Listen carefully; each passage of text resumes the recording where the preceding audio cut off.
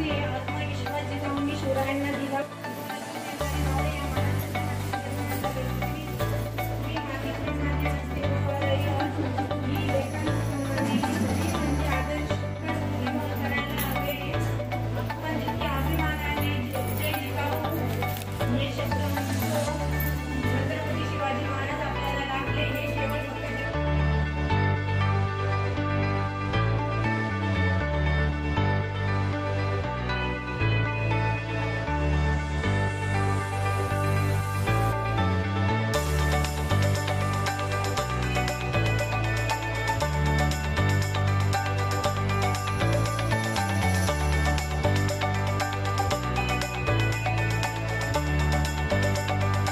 शिवराय स्वतःसाठी नव्हे तर इतरांसाठी जगू लागले, धर्मासाठी लढले.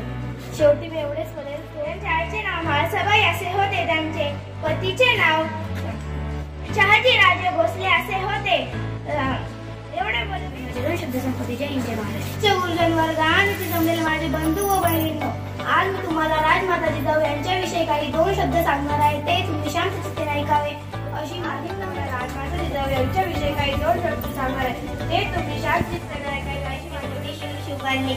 आज मी आपल्या समोर स्वराज्य जननी राजमाता जिजाऊ यांची यशगाथा सांगण्यासाठी आहे. सर्वप्रथम हिंदवी स्वराज्याचे संस्थापक छत्रपती शिवाजी राजे आणि प्रतापवीर संभाजी महाराज. साक्षात होत्या त्या आई भावांनी जन्म घेतला त्यांच्या पोटी शिवबांनी.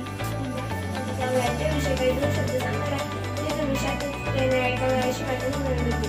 एक शिवबांना घडविले ते शिवबांना साक्षात होत्या त्या आई भावांनी. राजमाता जिजाऊ यांच्या प्रतिमेला वंदन करून त्यांच्याबद्दल माझे मनोगत व्यक्त करणार आहे.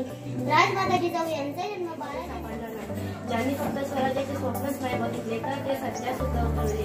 आई जगातील सर्वात महान योद्धा आहे. आई म्हणजे प्रेम, आपुलकी. शिवबांची माता भाग्य कोणते अजून, शिवबांची माता भाग्य कोणते अजून. सन्माननीय व्यासपीठ, वंदनीय गुरुजन वर्ग आणि हेतू उपस्थित माझ्या बालमित्रांनो, आज मी जिजाऊ बोलणार आहे. त्यांनी शिवरायांना स्वराज्याची शिकवण दिली. त्यांनी शिवबांना ज्यांनी स्वराज्याचे स्वप्न पाहिले व ते स्वप्न सत्य उतरवण्यासाठी अविरत प्रयत्न केले अशा राजमाता जिजाऊच्या जयंती. बहुजनांच्या रक्षणासाठी दिली भवानी तलवार हाती. बहुजनांच्या रक्षणासाठी सन्मानाने जगायचे आणि सन्मानानेच मरायचे. अशी शिकवण देणाऱ्या राजमाता जिजाऊ यांची आज जयंती आहे.